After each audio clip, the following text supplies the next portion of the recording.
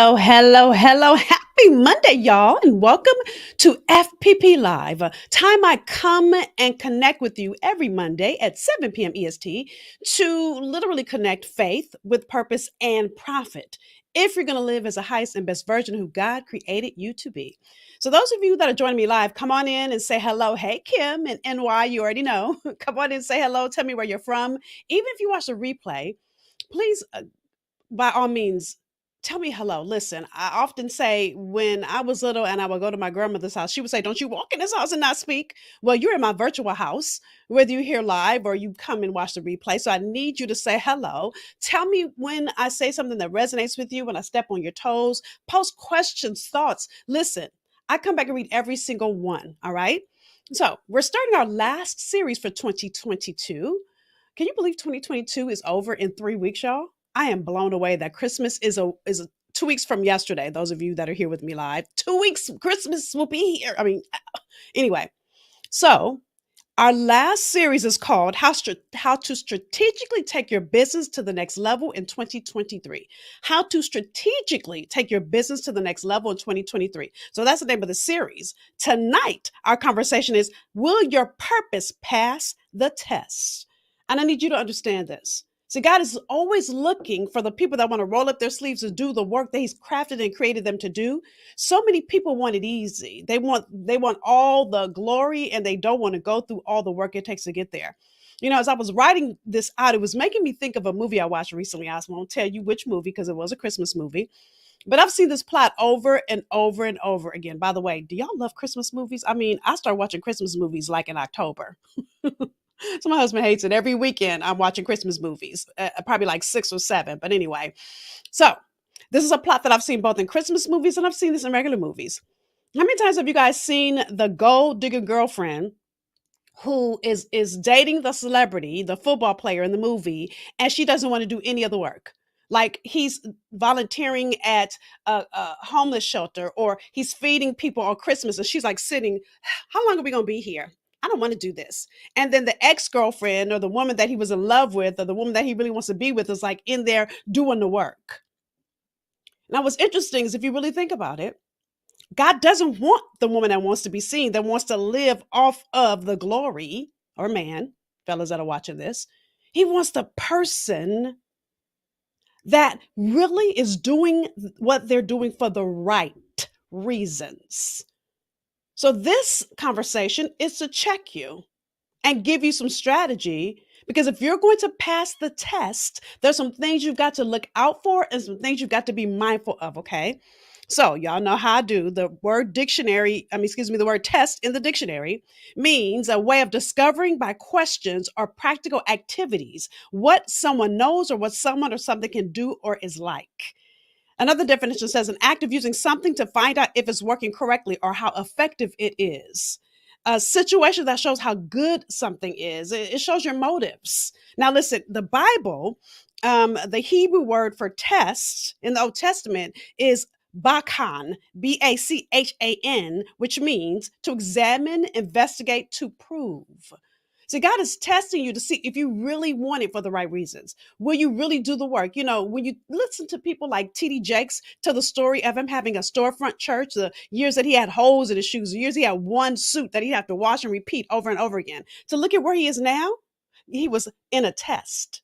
Even Oprah, when she got fired from her first journalism job because they said she wasn't ready for TV, test and go on and on. And even the Bible gives example of example of example of example of people that went through tests. And so I really want you to get clear and focused. If you're going to go after your abundantly above all you can ask or think, first of all, it's going to be bigger and way harder than anything you've ever done. And God does that to grow you.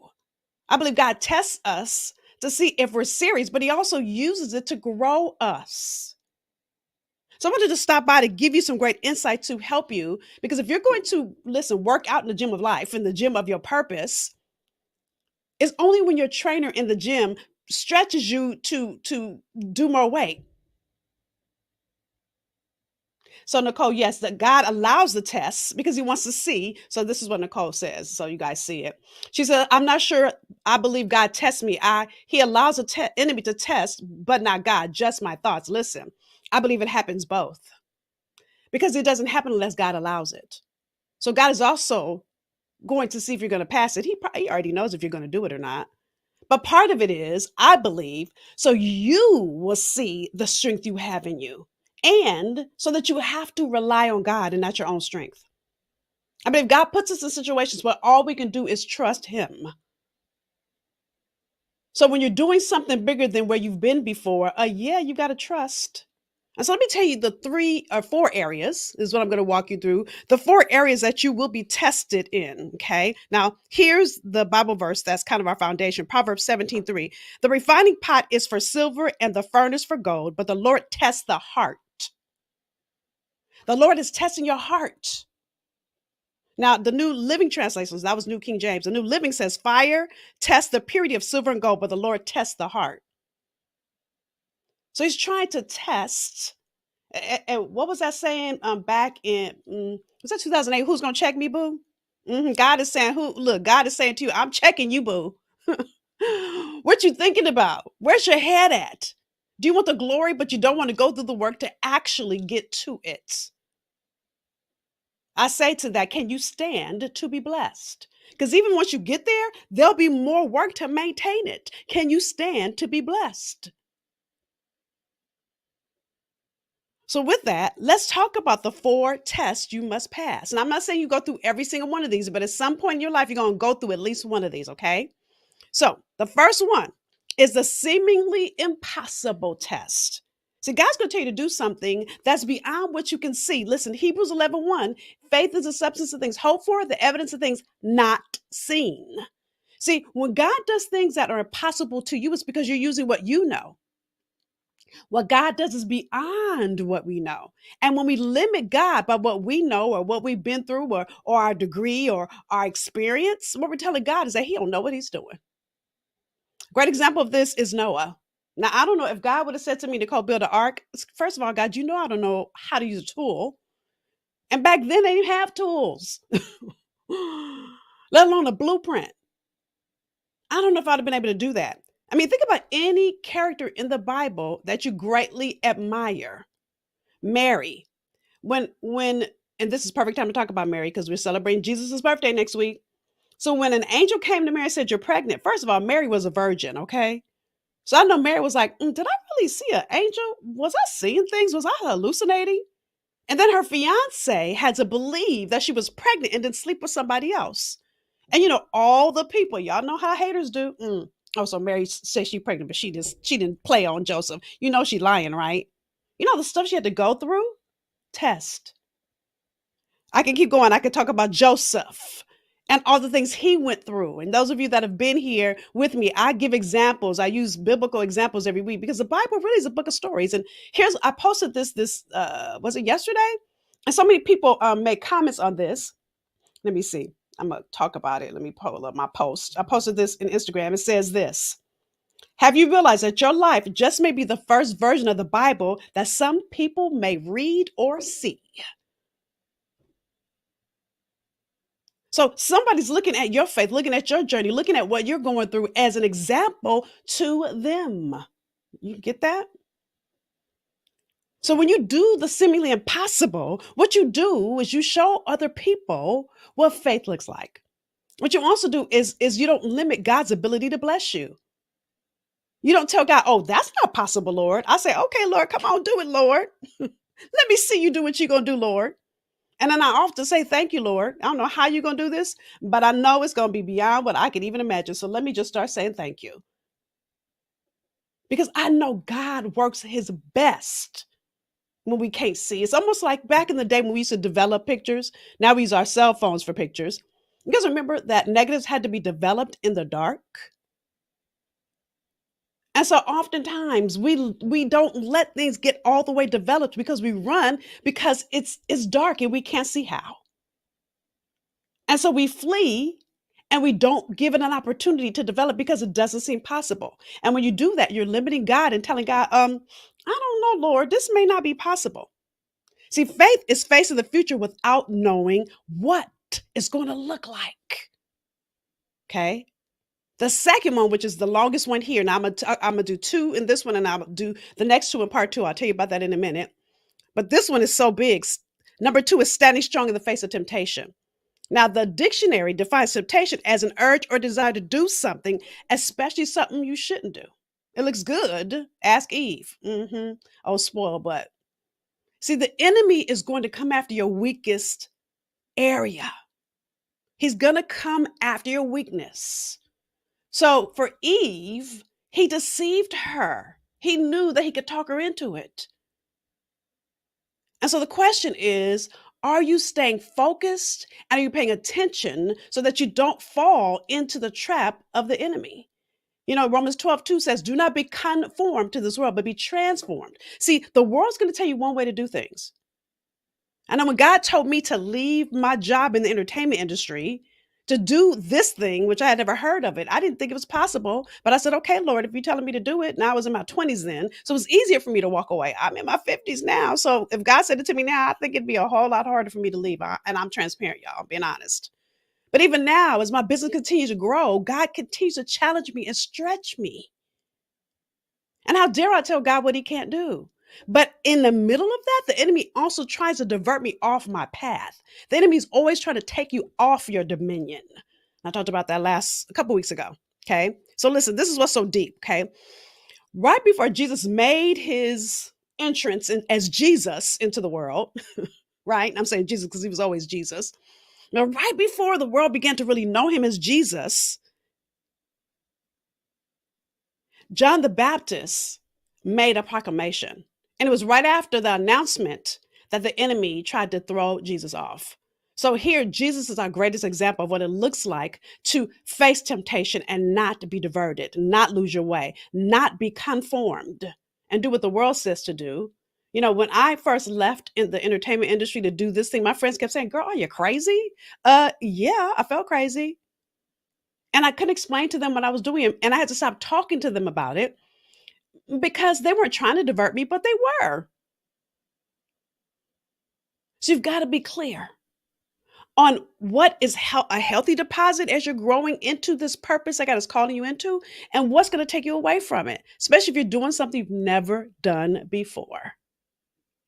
I remember when I graduated my undergraduate degree in TV and film, I told all my friends I would never go back to school. Hello, went back to school, got a whole different degree. The number of them that said, miss, I'd never go back to school. Yeah, that's what I said. But God had a different plan for me. Okay.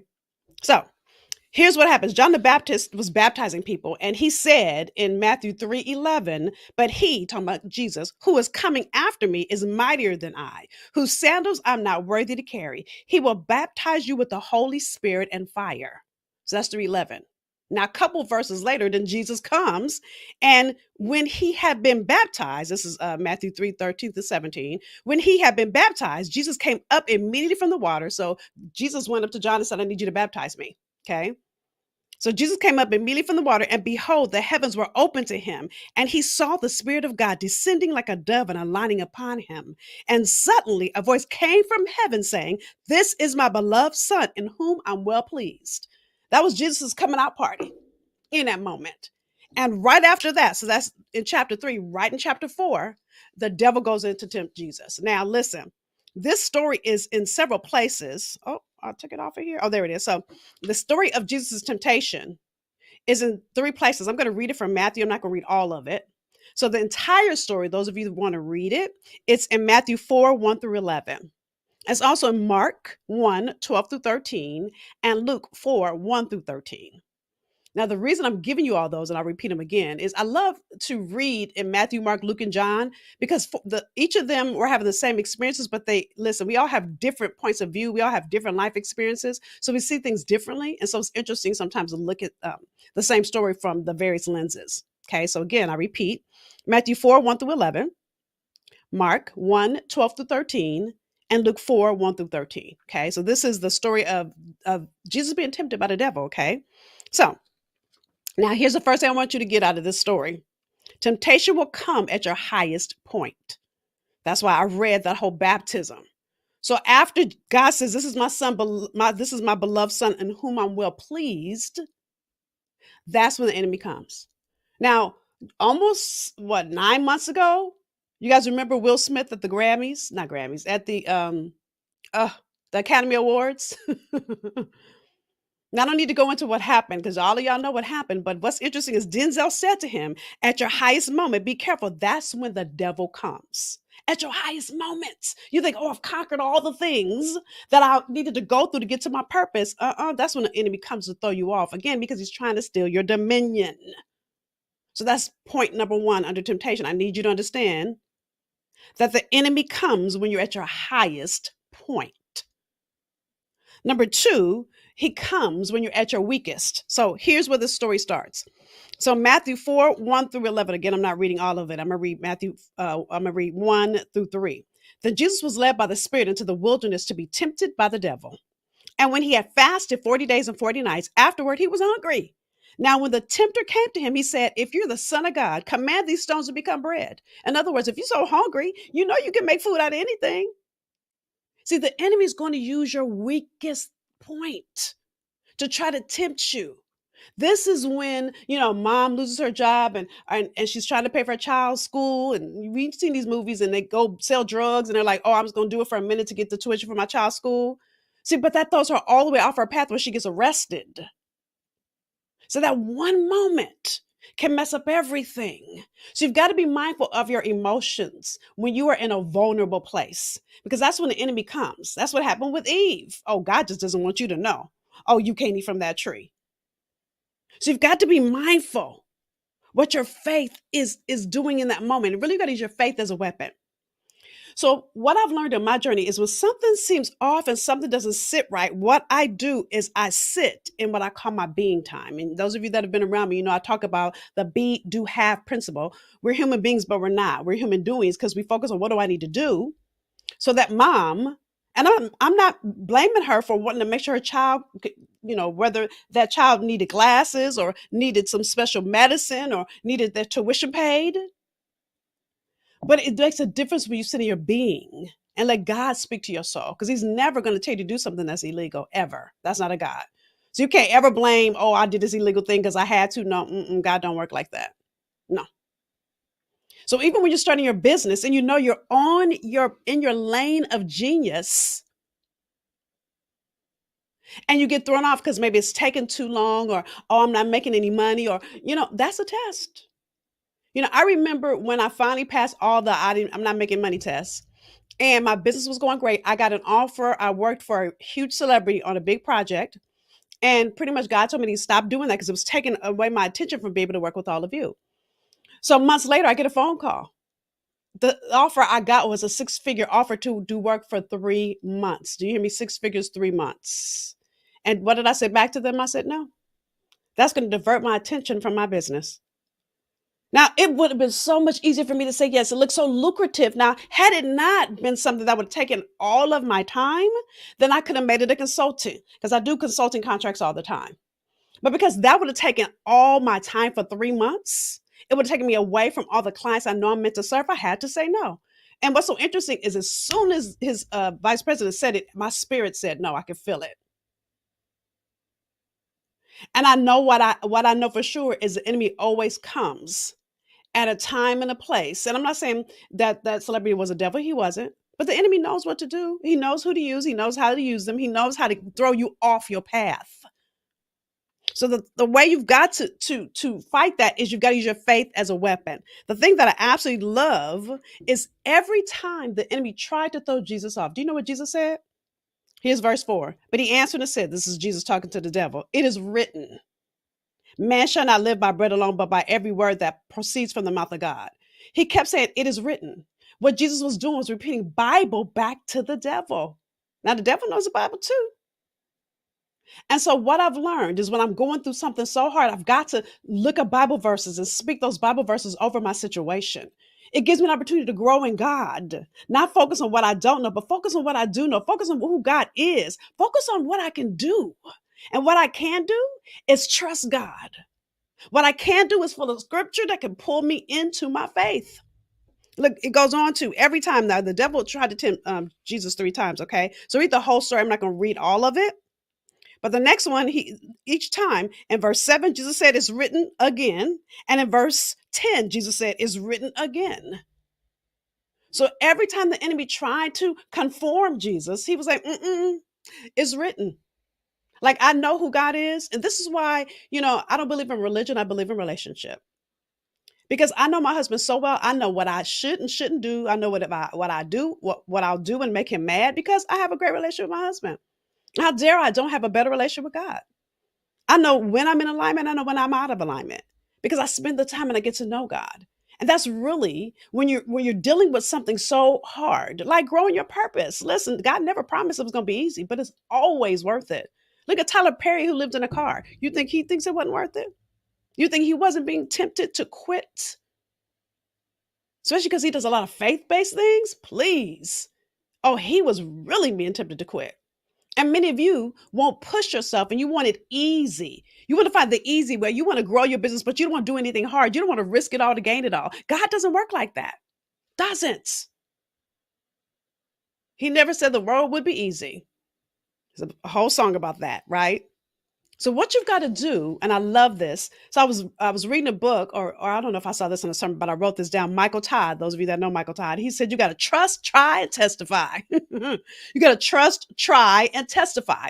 So trust. Favorite Bible verse on trust, Proverbs 3:5. Trust in the Lord with all your heart and lean not on your own understanding. So think about that for a minute. Trust in the Lord, but don't lean on your own understanding. See, where I see so many people fail is they go by what they know. So I keep trying to fix this in, and it keeps being, it's supposed to be lopsided, but then it's supposed to be way over there.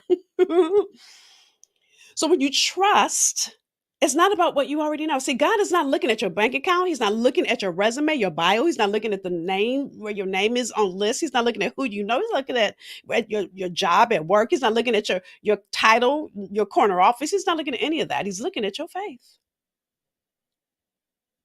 And yet, we rely on what we already knew how to do the new thing God is calling you into. What's so deep about that is even in my own journey, when I started working with African American teenage girls, which is how I started, and I kept going to the library every week. That's how long ago it was, y'all. There was no internet. So I was going to the library. I was researching everything. So my humanness, I thought I should go back to school. God didn't tell me to get my master's degree. He didn't. That was me. So as I'm sitting in my master's degree classes, this is true talk, y'all. Everything I'm learning in those classes, God had already dropped in my spirit, and I had researched in the library. So every time we start talking about creating curriculum or developing programs, or how do you have groups, I knew how to do it already. I raised my hand, and my professor would be blown away. But I had already been doing the work. So I said, "Well, God, why am I in here?" And God said, "I never told you to get that. You did that. You got that for you." Ego, hello. So I wasted about $40,000 because of my ego on USC. But I see how God used that as well. Again, lean not on your own understanding. See, my understanding was that I needed a degree. And even there, can I tell you that I have really been wanting to get my PhD to study purpose. So I've been researching schools, and I've been taking classes because I can't find a school that I want to get a PhD, a divinity, doctor of divinity in purpose. But I have to go get a master's degree in divinity. I don't want to get another master's degree, but I've been trying to get around it. And then I got a phone call at the beginning of this year that someone wanted to give me an honorary PhD. And my husband said, "Look at God yet again. You wanted to go back to school to study purpose. You've been studying purpose anyway. God just blessed you again. Lean not on your own understanding." For the 30 years, next year will be 30 years of me being in this work, God has blessed me because I've been in it. I'm using myself for an example because He won't do anything for me that He won't do for you. So you've got to spend the time to trust and then try. Now, I wouldn't say try because to me, try is kind of a cop out. The word try, because people say, "Well, I'll try." No, either you're going to do it or you're not going to do it. So I would say trust, do, and testify. But trust, try, and testify sounds better. I couldn't find another word that sounds better. If y'all can think of one, post it in here, right? So listen, verse 6. So Proverbs 3:6 says, "In all your ways, acknowledge Him, and He shall direct your path." So when God gives you direction, you got to take action. You can't, God is not going to give you direction and then you do nothing. And sometimes God doesn't give you direction until you're in the middle of doing something. So, what do I mean by that? So, what's so deep is I remember when I felt like I should start this program for teenage girls, I did not know that number one, God was going to expand my business to work with women. That number two, God was going to expand my business to then work with men. That number three, God was going to take me into working with corporations and now government. I'm saying all that to you because had I not spent that time in the library, all those Saturdays, Saturday mornings, I'd get up, hang out late on Friday night, not gonna lie, but I'd get up Saturday morning and go to the library. That library knew me by first name because I was in there every Saturday. But had I not done that, when I got the phone call from the Speaker of the state of California because the program wasn't working, and I sat at that table and I made recommendations based on all that studying I had done in the library, it was that work that moved me into the for profit space, which is what I do now. Which then I got a contract with the city of Pasadena. I can keep going on and how doors started opening that I would never seen coming. But it was because I was true to the thing that God was calling me into. And I realized what God was doing was matriculating my purpose, but it was because I had done the work to grow my purpose, y'all. And so when the enemy will try to divert you off your path, he will. Whether it's because you think you don't have enough money, whether it's because, people say things to me like, I'm waiting for my kids to graduate from high school. Why do they have to graduate from high school for you to work on your purpose? Whether it's, I remember one woman told me she had to lose weight. I was like, are you teaching weight loss? Because if you're not, yeah, no. She was an event planner. Girl, bye. Nobody cares about how much you weigh. They care about if the event's going to be phenomenal or not. So you've got to try. You've got to do the work. Trust, do, testify. Listen, you can't even write testify unless you write test first. You can't write testimony unless you write the word test first. That's deep, right? So you've got to trust, try, and testify. You've got to do the work so that God can use you. So as we wrap up this first part, ultimately you've got to submit to God's plan for your life no matter what. Okay, now these are the first two. I got two more I'm going to give you in part two. Well, let me say this as we wrap part one. James 4:7 says, therefore submit to God, resist the devil and he will flee. That's exactly, if you read the whole story, that's exactly what happened at the end. The whole story around Jesus and his temptation that he went through, the enemy fled because he could tell that he couldn't divert Jesus off his path. And so now you're faced with the same choice on the dawn of 2023. As you begin to look at how you can strategically move into your next level for next year, I want you to look at these first two areas. Now, let me say what the first two were again. Number one is, where is number one? Number one is the seemingly impossible is the first test. The second test is the how you face temptation, standing strong when facing temptation. And even with that, temptation is going to come at your highest point. It's going to come at your weakest and or highest or weakest point. And how you get through it is to use your faith as a weapon. So I've got two more, but in addition to that, I'm also going to give you a bonus training. Okay. So let me tell you about your bonus first, and then I'll tell you where your two more are. So I'm going to put the bonus in the Brilliance Tribe tomorrow night. That's Tuesday, those of you that are here with me live. So in that bonus, I'm going to give you the 4 steps to strategically go after your next level in 2023. I might do another bonus on top of that. So again, the 4 steps. I'll post that. It's a live I did in Black Doctor a couple weeks ago. I'll post that in thebrilliancetribe.com. If you're not a member, listen, you have to answer the questions or my team will not let you in. Thebrilliancetribe.com is where you go. All right. So with that, that's part 1.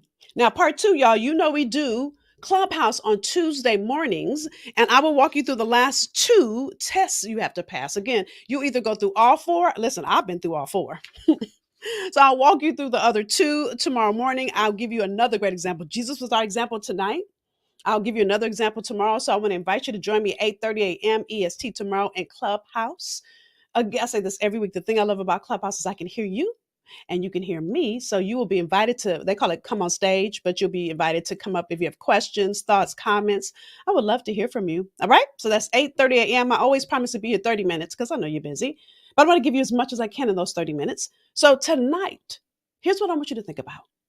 I want you to look at how you will face temptation because it's coming. What do you need that will be your weapon? Is there a Bible verse? Is there something you're going through right now? Is there a Bible verse that you can keep with you at all times? One of my favorite is trust in the Lord with all your heart and lean not on your own understanding. In all your ways, acknowledge Him. That's one of my favorites. So I always say, Lord, I'm trusting you. So I need you to find some favorites for you when you're going through. I have a whole list that I keep in my phone. All right.